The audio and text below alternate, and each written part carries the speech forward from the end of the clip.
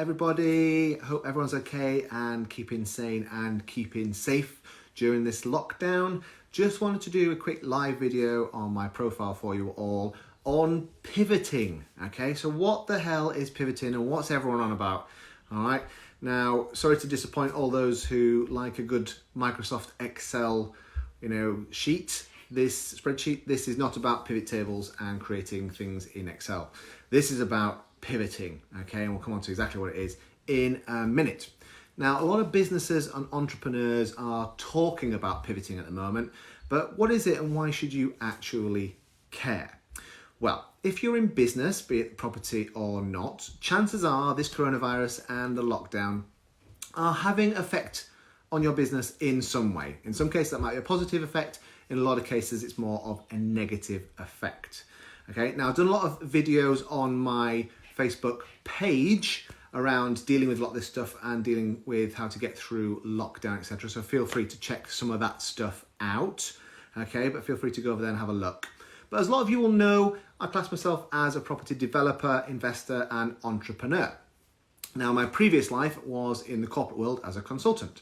And during those corporate days, I would regularly consult for large firms and basically wanting to adopt a lot more lean startup technologies, or lean startup methodologies rather. A lot of ideas that came from the lean startup movement. And the term pivot is widely accepted to have come from that lean startup type environment, that method, small companies, small tech companies in particular, starting up and basically throwing away a lot of the old management manuals that told them how to run a business. And in the book, The Lean Startup by Eric Ries, there is a whole chapter dedicated to pivoting, okay?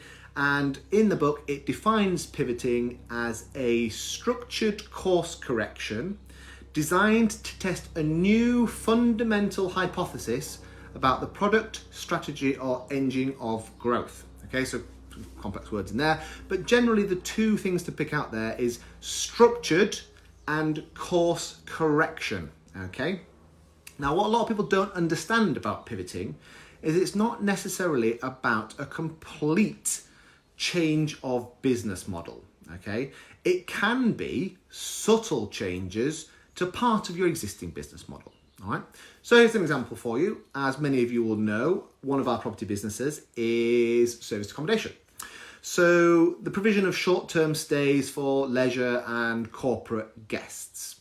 However, with the coronavirus lockdown and everything that's going on, it's changed the market significantly, literally kind of overnight.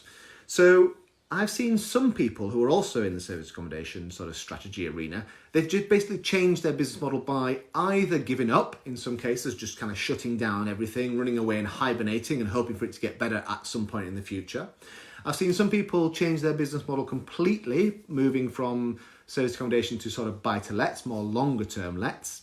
And I've seen some people just kind of think about, well, maybe we should just shut up. Maybe we should, give up on property completely. We've got some rent to SA properties, for example. Maybe we should just give them back to the landlord, throw them back and then forget about it. So they've kind of pivoted in some ways, although what you could actually say is it's not really been a structured, logical kind of change. It's been a bit more of a panic, okay? And this is where things like a pivot being well thought out and structured are key. Now, as I mentioned, you can pivot part of your business model. And when I say business model, I've actually done a whole series on my YouTube channel about business models using the business model canvas. Okay, so those segments and those business models, what I'm talking about in this context. But you can change part of your business model.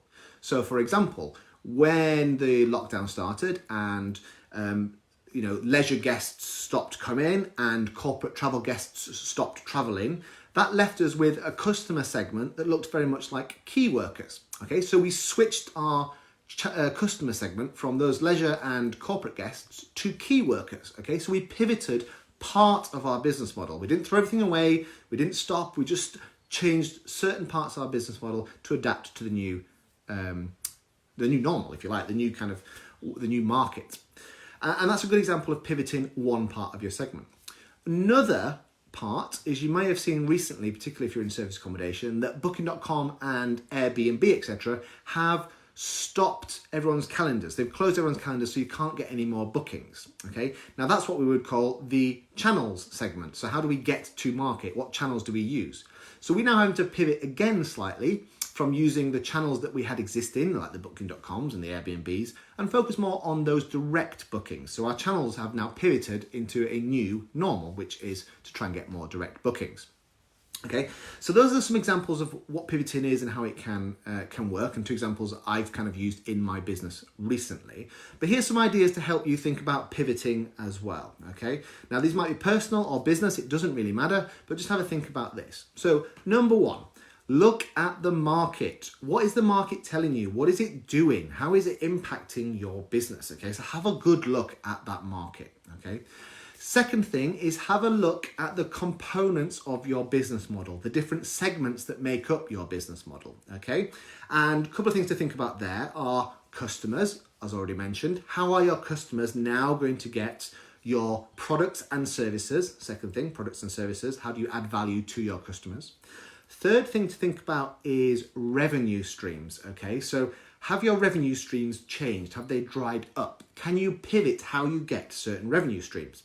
Now, a lot of people are switching to stuff that's online. So they're taking their physical meeting type content and or products and services and values and sticking them online. So they're changing how they deliver it and then how they get paid for it. Think about that. Other things to think about is your cost base as well. So can you change your cost base? Can you reduce costs here, alter things there, switch things around a little bit so you pivot on your cost base to maintain the profitability in your business? So third thing would be don't throw the baby out with the bathwater, okay? As I've mentioned, pivoting is not necessarily about changing your complete business model by throwing everything away and starting something new, okay? So if you started in property, then that's all fine. You don't need to pivot by going out of property and into something else, although you may choose to do that, but make sure it's a structured decision, okay? Fourth thing then to think about is to be more decisive. So you need to do the pivots fairly quickly, particularly in the market we're in at the moment. But you don't need to panic, okay? There's a video on my Facebook page about being more decisive. Check that out. That may help you with some of that sort of stuff. So there we go, a quick overview of pivoting, what it is, the common misconceptions, how you can do it, and some examples of what we've done in our business. So I hope that helps. Feel free to like, comment, and subscribe as required, and I hope to see you all soon.